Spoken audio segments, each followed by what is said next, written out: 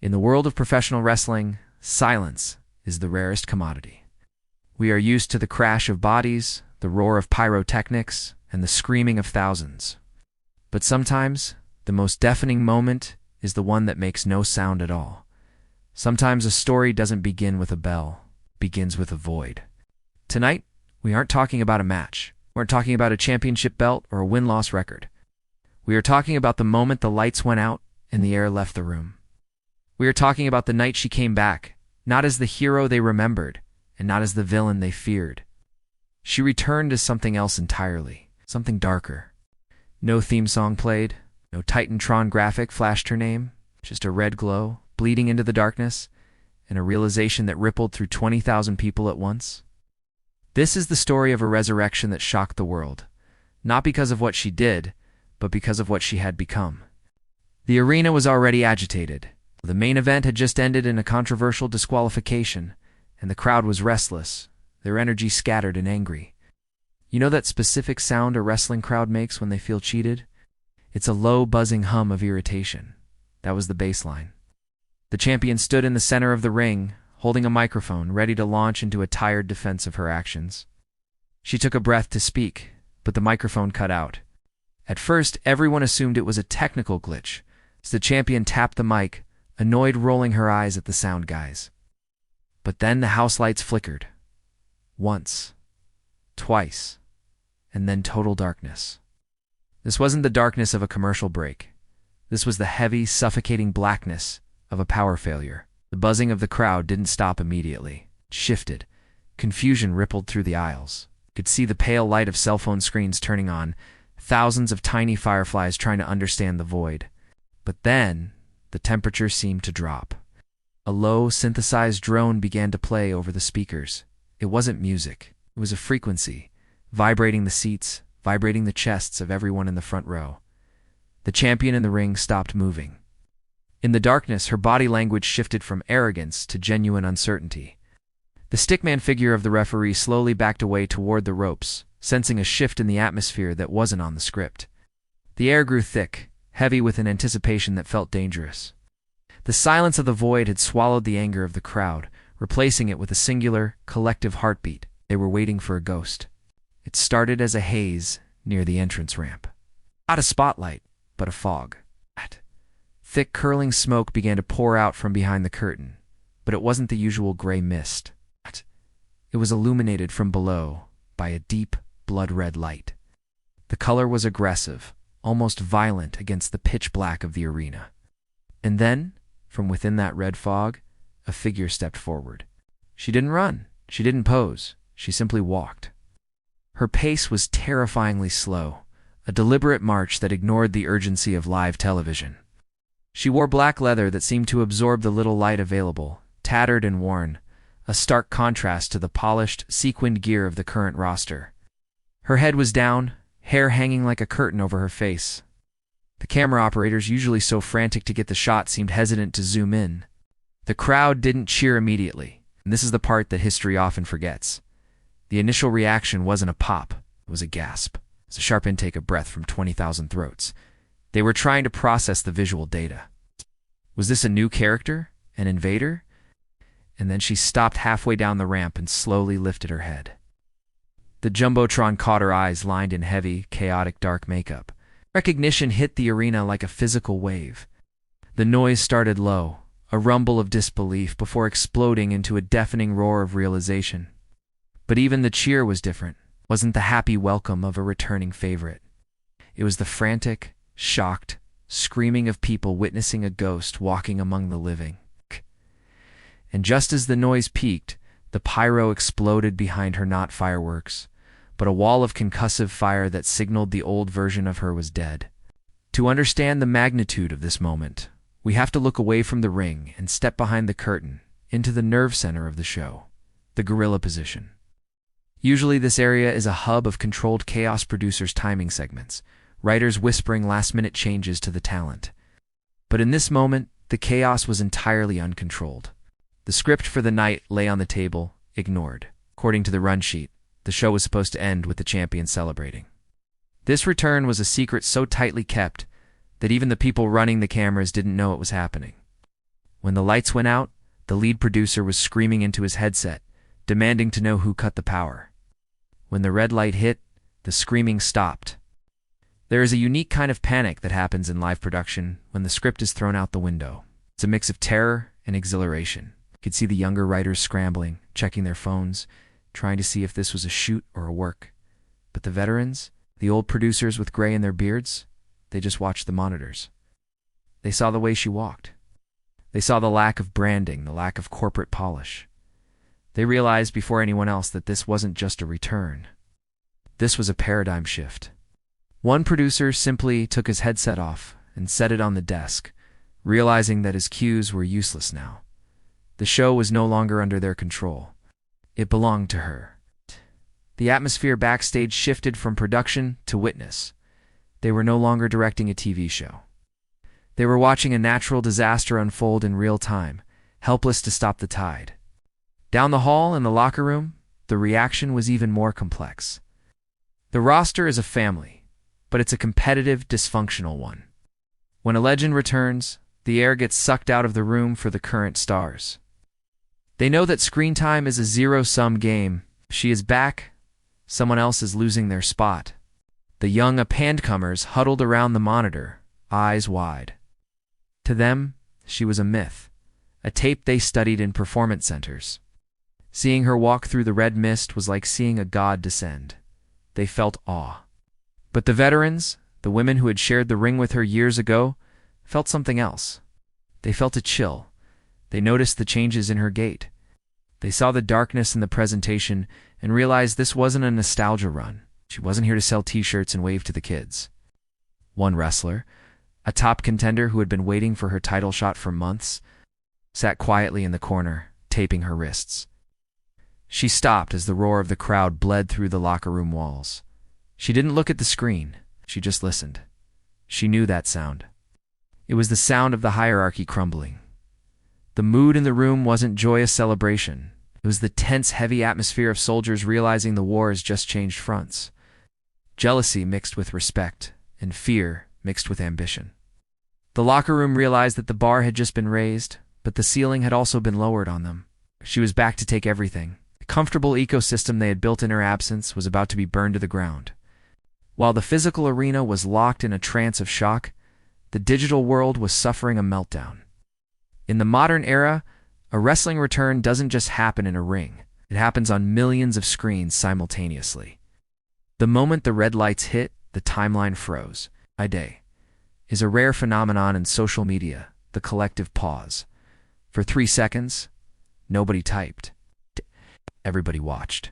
Then the floodgates opened.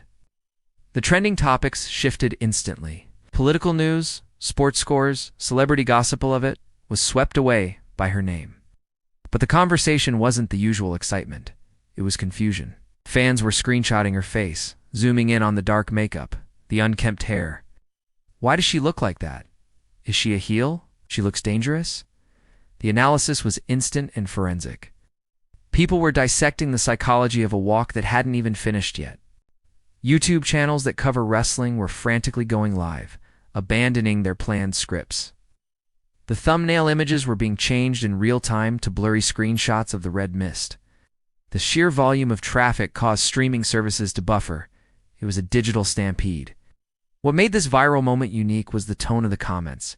It wasn't just "she's back." It was what happened to her. The darkness of the presentation had touched a nerve. It wasn't a superhero landing. It was a grim warning. The internet, usually so divided, was united in a single burning question. Why has she returned from the shadows? The mystery drove the engagement higher than any match result ever could. She had captured the world's attention without speaking a single word. The art of commentary is knowing when to speak and, more importantly, when to shut up. The lead announcer, a man who had called thousands of matches and seen every trick in the book, found himself paralyzed. His job was to sell the excitement, to scream the catchphrases, to tell the audience how to feel. But as she walked through that red fog, he realized that any words he used would be too small. He didn't scream her name. He didn't yell, "Oh my God." He simply let the ambient sound of the arena tell the story. The microphones picked up the guttural roar of the crowd, the thumping bass of the drone, and the crackle of the pyro. When he finally spoke, his voice was dropped to a whisper, a stark contrast to his usual shouting style. I don't think we were prepared for this," he murmured. It was the most honest line of commentary delivered in years. Beside him, the color commentator, usually the villainous foil who has a smart remark for everything, was equally stunned. He took off his glasses, a subconscious gesture of trying to see the truth more clearly. They stopped being characters and became proxies for the audience at home. They conveyed the confusion and the gravity of the situation. By refusing to hype the moment with standard wrestling cliches, they validated the darkness of it. They treated it with reverence. They treated it like a funeral for the status quo. Their silence amplified the sound of her footsteps, making every step she took toward the ring feel like the ticking of a doomsday clock. It was a masterclass in storytelling through restraint. We often forget about the person standing inside the ropes, the champion. She had spent the last year building her legacy. She had defeated every challenger, worked every show, carried the company on her back during the hard times. She stood there, bathed in the harsh white light of the ring, while the challenger approached from the darkness. In that moment, you could see the confidence drain out of her. It wasn't just fear of losing a fight, it was the fear of irrelevance. She knew, as she watched the figure approach, that her championship reign was suddenly the secondary story. All her hard work, all her 5-star matches were being eclipsed by the charisma of the woman walking down the ramp. The champion clutched the belt tighter, her knuckles turning white. It was a defensive gesture, holding on to the only thing that proved she mattered. She tried to sneer, tried to look tough for the cameras, but her eyes betrayed her. She was blinking too fast. She shifted her weight from foot to foot. She looked at the referee for guidance, but he was gone. She was alone on an island, and the tide was rising. The emotional devastation of the champion is the hidden tragedy of a great return. She was being cast aside by the very fans who claimed to love her 5 minutes ago. She was witnessing her own obsolescence in real time, and she had to stand there and take it. She had to stand there and let the darkness wash over her, knowing that when the sun came up tomorrow, she would no longer be the main character in her own story. And what of the woman in the red mist? What was going through her mind as she stepped between the ropes? To the fans, this was entertainment. To her, this was an exorcism. She had left the company years ago, broken. Schedule, the injuries, the politics, it had taken pieces of her soul. She had gone away to heal. But in the silence of her time away, she found something else. She found resentment. She didn't come back to reclaim a title. That's too simple. She came back to prove that she survived. The darkness wasn't a costume. It was a reflection of the years she spent in the void, questioning her worth. As she slid under the bottom rope, she felt the canvas beneath her boots, that familiar, hard surface. It felt like home, and it felt like a cage. Her heart was hammering against her ribs, but her face remained stone. She had practiced this mask in the mirror for months. She had to kill the person she used to be, the smiling, happy to be her babyface, so that this new, dangerous version could live. She looked at the champion and didn't see an enemy. She saw a reflection of her younger self. Innocence, arrogance, fragility. She felt a strange mix of pity and rage. She wasn't here to play a game. She was here to break the cycle. The adulation of the crowd felt distant, muffled by her own intensity. She was locked in a tunnel vision, focused entirely on the destruction of the present to make way for the future. This wasn't sport. This was penance. The music faded. The drone stopped. The arena fell into a second, deeper silence. The two women stood nose to nose in the center of the ring. The visual contrast was striking: the champion in gold and bright colors, the returnee in tattered black leather and smeared ink. It was a clash of eras, a clash of philosophies. Usually, this is where the punches are thrown. This is where the brawl starts to pop the rating. But they didn't touch. The returnee simply stared. She tilted her head, observing the champion like a predator observing a wounded animal. The tension was so high, it felt like the air might crack. The champion raised the belt, holding it up like a shield, daring the returnee to make a move for it. But the returnee didn't look at the belt. She didn't even glance at the gold. She reached out, her hand trembling slightly with adrenaline, and for a moment, the crowd thought she was going to strike. Instead, she gently placed her hand on the champion's shoulder. It wasn't a violent grip. It was almost maternal. But it was cold. She leaned in, invading the personal space, and whispered something that the microphones didn't pick up. The champion's eyes went wide, the belt lowered, the confident facade shattered completely. It was a psychological dismantling that hurt worse than any finisher. The returner stepped back, leaving the champion physically unharmed but mentally destroyed. The physical violence was unnecessary. The dominance had already been established. As the show went off the air, the fans were left with more questions than answers.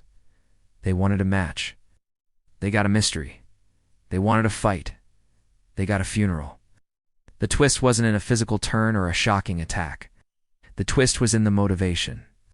In the days that followed, light readers and insiders would debate what was whispered in the ring. But the truth was far more poignant. She hadn't come back for the championship. The Dark Return wasn't about conquering the WWE. It was about saving herself from it. The makeup, the silence, the red gloat was armor. We realized then that we weren't watching a wrestler playing a character. We were watching a human being displaying their trauma on a global stage. The darkness was the grief of lost time, the pain of injuries, the loneliness of the road. By embracing it, she forced the audience to look past the glitz and glamour and see the cost of the business. The twist was that she wasn't the villain. The industry was the villain. She was just the mirror reflecting its ugly truth. As the screen faded to black, the logo appeared, but the feeling lingered. It was a reminder that in a world of scripted fights, the most shocking thing you can do is be real. She didn't return to win the game, she returned to change the rules. And as the fans filed out of the arena silent and thoughtful, they knew that nothing would ever be the same again.